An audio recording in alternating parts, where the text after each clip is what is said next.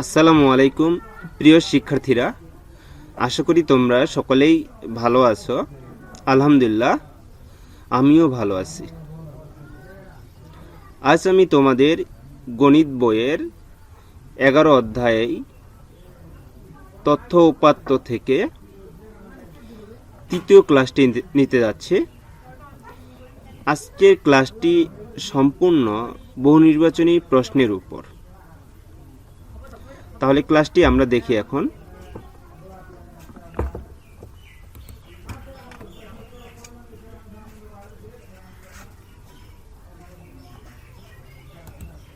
আজকে আমি তোমাদের লাল গোলাপ ফুলের শুভেচ্ছা জানিয়ে ক্লাসটি শুরু করতে যাচ্ছি।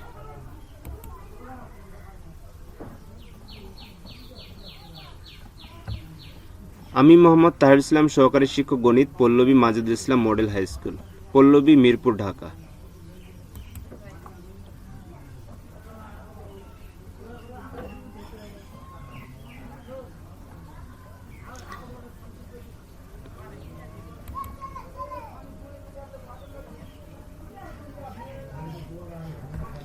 এই পাঠ শেষে শিক্ষার্থীরা 1. শ্রেণীব্যাপ্তি নির্ণয় করতে পারবে, 2. শ্রেণীর মধ্যবিন্দু নির্ণয় করতে পারবে, 3. বিজোড় সংখ্যার গড় নির্ণয় করতে পারবে, 4. সংখ্যাগুলোর মধ্যক নির্ণয় করতে পারবে, 5. সংখ্যাবাচক তথ্যসমূহকে কি বলতে পারবে, 6. উপাত্তগুলোর পরিসর নির্ণয় করতে পারবে, 7. উপাত্তগুলোর গড় নির্ণয় করতে পারবে।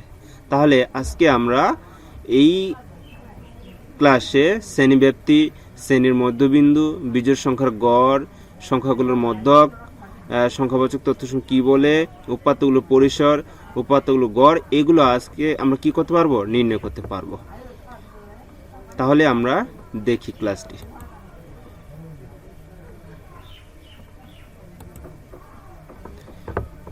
1 নম্বর প্রশ্নটা, যে তোমাদের গণিত বইয়ে যে 1 নম্বর প্রশ্নটি আছে 11 অধ্যায়ের, সেটি হলো কি 51 থেকে 60 এর শ্রেণীব্যাপ্তি কত। তাহলে শ্রেণীব্যাপ্তি নির্ণয়ের একটা সূত্র আছে। এইবার আমরা সূত্রটা দেখি। শ্রেণীব্যাপ্তি সমান কি, উচ্চসীমা বিয়োগ নিম্নসীমা যোগ 1। আমাদের শ্রেণীব্যাপ্তি নির্ণয় করার জন্য এই সূত্রটা আমাদের মনে রাখতে হবে। উচ্চসীমা কোনটা? উচ্চসীমা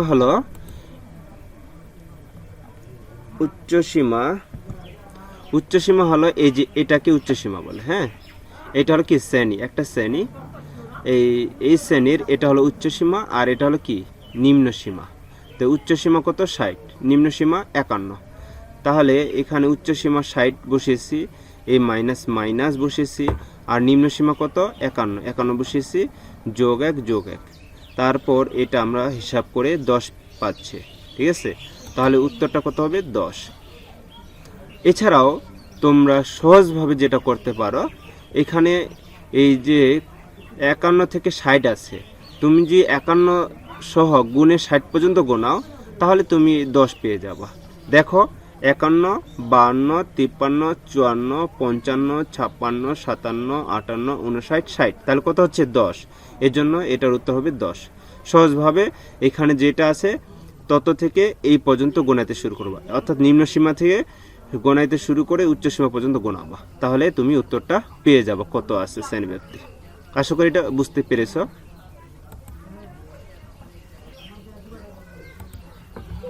তারপর 2 নম্বর প্রশ্নটা দেখো, কি বলছে এখানে? 60 থেকে 70 শ্রেণীর মধ্যবিন্দু কত। তাহলে মধ্যবিন্দু নির্ণয়ের সূত্র আছে। দেখো সূত্রটা কি, মধ্যবিন্দু সমান উচ্চসীমা যোগ নিম্নসীমা ভাগ 2। অর্থাৎ এটাকে উচ্চসীমা বলে, এটাকে নিম্নসীমা বলে। অর্থাৎ এটা আর এটা যদি আমরা যোগ দিই, এর যোগফলটাকে যদি 2 দিয়ে ভাগ দিই, তাহলে আমরা কি পাই? শ্রেণীর মধ্যবিন্দু পাই। তো উচ্চসীমা কত? এখানে 70, আর নিম্নসীমা কত আছে? 60। তাহলে 70 যোগ 60 আর 2 দিয়ে ভাগ, এই যে 2 দিয়ে ভাগ দেওয়া হলো, এটা যোগ করে আমরা 130 পাইলাম, আর 2 ভাগ, তাহলে এটাকে হিসাব করে আমরা 65 পাইছি। তাহলে উত্তরটা কত হবে বলো তো? এই যে উত্তর এখানে আছে, তাই না? তাহলে উত্তর হলো 65। আশা করি এটাও বুঝতে পেরেছ।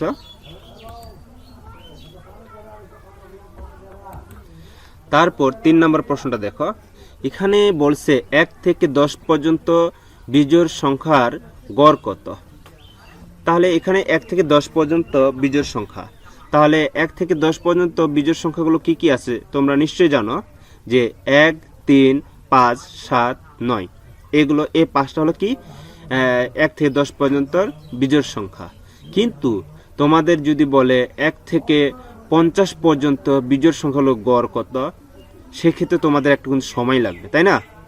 তে আমরা এটা সূত্রের মাধ্যমে বের করতে পারি। তাহলে আমরা সূত্রের মাধ্যমে কীভাবে বের করব সেটাও আমি তোমাদের এখানে ব্যাখ্যা দিয়েছি। সবসময় তোমরা সূত্র জানতে চেষ্টা করবা, হ্যাঁ, সূত্রের মাধ্যমে করলে সেটা অনেক বড় জিনিসটাকে সূত্রের মাধ্যমে খুব সহজে করা যায়। তাহলে দেখি কিভাবে করতে হবে। এখানে দেখো 1 থেকে 10 পর্যন্ত সংখ্যাগুলোর 1 থেকে 10 পর্যন্ত সংখ্যাগুলোর বিজোড় সংখ্যা হলো 1, 3, 5, 7, 9। তাহলে এখানে কয়টা আছে বলো তো? আছে 5টা, এই জন্য n সমান 5টি। ঠিক আছে, যেহেতু এখানে 5টি আছে এই জন্য n ইকুয়াল টু 5 লেখা হয়েছে। তাহলে বিজোড় সংখ্যার গড় এটা হলো একটা সূত্র, এটা মনে রাখতে হবে, n স্কয়ার ভাগ n। তাহলে n স্কয়ার n সমান কত? 5। তাহলে এই যে 5 স্কয়ার ভাগ কত? 5। যেহেতু n স্কয়ার ভাগ n, n এর মান যেহেতু 5, এর জন্য যেখানে n ছিল সেখানে আমরা 5 বসিয়েছি। হ্যাঁ, এখানে n ছিল 5 বসিয়েছি, নিচেও n ছিল, এখানেও 5 বসিয়েছি, স্কয়ার ছিল এই জন্য স্কয়ার দিয়েছি, তাই না? তাই 5-এর পর স্কয়ার করলে 25 হয়, আর নিচে 5 5-এ আছে, তাহলে 25কে আবার 5 দিয়ে ভাগ দিলে কত পাই? 5 পাই। তাহলে উত্তরটা হবে কত? দেখি, উত্তর হবে 5। তাহলে এটা এইভাবে সহজভাবে করা যায়। এছাড়া যদি ছোট হয় সূত্র প্রয়োগ তোমরা নাও করে করতে পারো, কিন্তু বড় বড় অঙ্কের ক্ষেত্রে অবশ্যই সূত্র প্রয়োগ করতে হবে। হ্যাঁ, এখানে তোমরা সহজভাবে যেটা করতে পারো, এই যে 1 + 3 + 5 + 7 + 9 দিলা, যোগ ফল বের করলা। তারপর এখানে কয়টা আছে? 5টা, যে 5 দিয়ে ভাগ দিলে হয়ে গেল উত্তর। কিন্তু এটা সহজভাবে করা যায়, আবার সূত্র প্রয়োগ করেও করা যায়, তোমাদের ইচ্ছা, যেটাই করতে পারো। এইবার 4 নম্বরটা দেখো, এখানে বলছে 10, 12, 13, 15, 16, 19, 25 সংখ্যাগুলোর মধ্যক কত। এই সংখ্যাগুলোর মধ্যক কত আমাদের মধ্যক বের করতে বলছে। তাহলে মধ্যক বের করার জন্য আমাদের প্রথমে যেগুলো জানতে হবে, দেখো, মধ্যক নির্ণয় করার জন্য প্রথমে যে কাজটা হতে, 1 নম্বরে সংখ্যাগুলোকে প্রথমে মানের ঊর্ধ্বক্রম অনুসারে সাজাতে হবে। এই যে এই সংখ্যাগুলো যে আছে, এই সংখ্যাগুলোকে প্রথমে মানের ঊর্ধ্বক্রম অনুসারে সাজাতে হবে।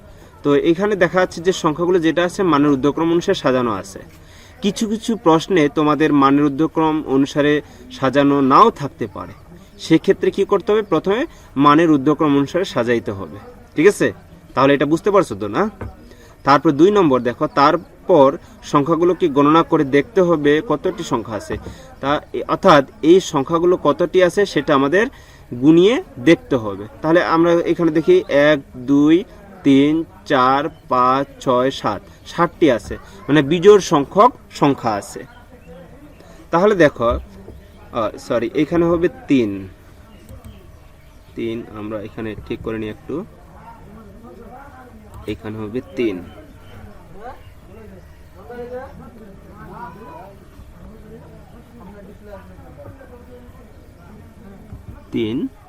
পরেরটা হবে 4।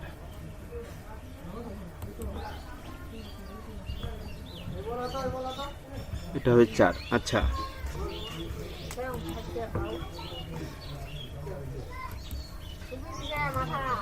আচ্ছা, 3 নম্বরটা হলো বিজোড় সংখ্যক হলে মাঝখানে যেটা থাকবে সেটাই মধ্যক, তাই না? তাহলে এখানে দেখি, এখানে আমরা যদি গুনাই মাঝখানে কোনটা আছে, 1, 2, 3, 4, 5, 6, 7, যেহেতু 7টা, অর্থাৎ এই 4 নম্বরটা কি মাঝখানে আছে, তাই না? 15টা। আচ্ছা, তাহলে এটা হবে কি মধ্যক। হ্যাঁ, আর জোড় সংখ্যক হলে মাঝখানের 2টা যোগ করে 2 দিয়ে ভাগ দিতে হবে। ঠিক আছে, এবং ভাগ করে যত আসবে তত হবে কি মধ্যক। তাহলে এইখানে যেহেতু বিজোড় সংখ্যক, তাহলে মাঝখানে কত আছে? 15 আছে, তাই না? তাহলে এর উত্তর হবে কত? 15। এটা হবে এই সংখ্যাগুলোর মধ্যক। যেহেতু সংখ্যাগুলো বিজোড় সংখ্যক আছে, সুতরাং মাঝখানে একটাই সংখ্যা থাকবে। আর যদি জোড় সংখ্যক থাকে তাহলে মাঝখানে 2টা সংখ্যা থাকবে, ধরে নিলাম এইদিকে 25-এর পর আরেকটা সংখ্যা আছে, সেক্ষেত্রে জোড় সংখ্যা হতো, তাই না? ধরে নিলাম 25-এর পর আরেকটা সংখ্যা 30 ছিল, তাহলে মাঝখানে তুমি কিন্তু এই 15 আর 16 পাইতা। তাহলে 15 আর 16 যোগ দিয়ে এই যোগফলটাকে আবার 2 দিয়ে ভাগ দিলে, ভাগ করে যে উত্তরটা আসতো সেটা হতো কি উত্তর। আশা করি তোমরা এটা বুঝতে পারছো। হ্যাঁ, তাহলে আমরা পরের প্রশ্নে যাই।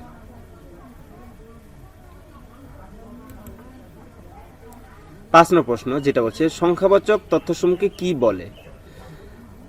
গণিত, বিজ্ঞান, তথ্যবিজ্ঞান, পরিসংখ্যান।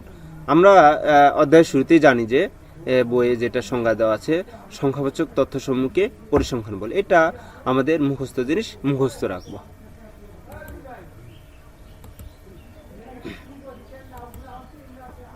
তারপর এখানে একটা ছোট উদ্দীপক দেওয়া আছে, এই উদ্দীপকের সাহায্যে আমাদের 6 এবং 7 নং প্রশ্নের উত্তর করতে হবে। তাহলে দেখো কি বলছে, নিচের তথ্যের আলোকে 6 ও 7 নং প্রশ্নের উত্তর দাও। এখানে বলছে সপ্তম শ্রেণীর 10 জন শিক্ষার্থীর দৈনিক খরচ, হ্যাঁ এটা টাকায় দেওয়া আছে, হ্যাঁ 20 টাকা, 22 টাকা, 50 টাকা, 40 টাকা, 32 টাকা, 28 টাকা, 45 টাকা, 30 টাকা, 25 টাকা, 48 টাকা। এগুলো 10 জন শিক্ষার্থীর দৈনিক খরচের পরিমাণ এটা দেওয়া আছে। এখন 6 নম্বর প্রশ্ন যেটা করছে, উপাত্তগুলোর পরিসর কত? তাহলে আমরা পরিসর নির্ণয় করতে জানি তো না? পরিসরের ক্ষেত্রে কি করতে হয় বলতো? এই উপাত্তগুলোর মধ্যে সর্বোচ্চ সংখ্যা আর সর্বনিম্ন সংখ্যাটা কি খুঁজে বের করতে হয়, তাই না? তাহলে সর্বোচ্চ সংখ্যাটা কত আছে বলতো? এখানে একটা 50 দেখা যাচ্ছে, তাই না? হ্যাঁ 50। তাহলে সর্বোচ্চ সংখ্যাটা কত? 50। আর সর্বনিম্ন সংখ্যাটা খুঁজে বের করতে হয়, সর্বনিম্ন সংখ্যাটা হচ্ছে এখানে 20, তাই না? হ্যাঁ 20। তাহলে দেখো পরিসর সমান কি? বৃহত্তম সংখ্যা বিয়োগ ক্ষুদ্রতম সংখ্যা যোগ 1। তাহলে বৃহত্তম সংখ্যা কত? 50। এর জন্য বৃহত্তম সংখ্যার জায়গায় 50 লিখেছি, বিয়োগ আছে বিয়োগ দিয়েছি, ক্ষুদ্রতম সংখ্যাটা কত পেয়েছি? 20, এই জন্য 20 দিয়েছি, +1 +1।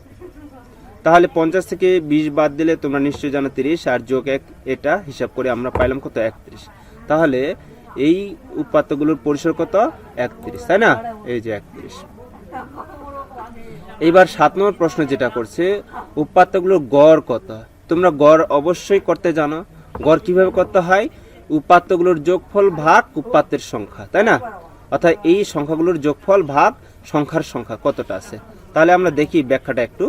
গড় সমান রাশিগুলোর যোগফল ভাগ রাশির সংখ্যা, এটা গড়ের সূত্র। এই গড়ের সূত্র সবসময় তোমাদের কি মুখস্থ রাখতে হবে, তাই না? তা রাশিগুলো কোনগুলো? এইগুলো রাশি, এগুলো যোগ দিয়েছি, এই যে এত। আর এখানে কয়টা সংখ্যা আছে বলতো? 10টা। এই জন্য আমরা এখানে 10 দিয়ে ভাগ দিয়েছি। তো এখানে আমরা যোগ দিয়ে পেয়েছি 340, আর এখানে ভাগ ছিল 10 দিয়েছি, তো এটাতে ভাগ করে আমরা কত পাইছি? 34। তাহলে উত্তরটা কত হবে? 34। এইগুলোই ছিল আজকের ক্লাস। আশা করি তোমরা এই সকল প্রশ্নের উত্তর তোমরা বুঝতে পেরেছ। যদি কোনো রকম সমস্যা হয়ে থাকে আমাকে কমেন্ট করে জানাবে। আজকে আমি তোমাদের ফুলের শুভেচ্ছা জানিয়ে এখানেই ক্লাস শেষ করছি। ধন্যবাদ। আল্লাহ হাফেজ।